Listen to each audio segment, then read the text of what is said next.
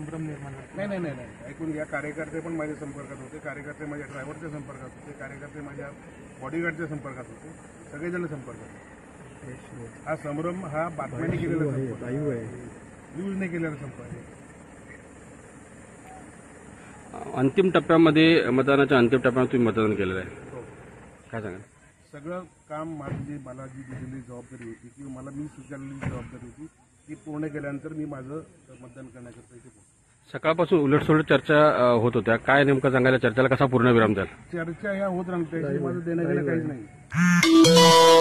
चर्चांबद्दल माझा काही संबंध नाही. मी तुम्हाला सांगितलं माझ्या मोबाईल सिम कार्डमध्ये तांत्रिक प्रॉब्लेम झाल्यामुळे माझा फोन सकाळी 7 वाजता घरातून बाहेर पडल्यापासून फोन बंद होता.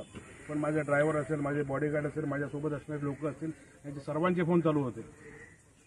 त्यांच्याशी तुम्ही फोनवर संपर्क करायचा होता. त्यापैकी तुम्ही कोणी केला का फोनवर संपर्क यांच्याकडे?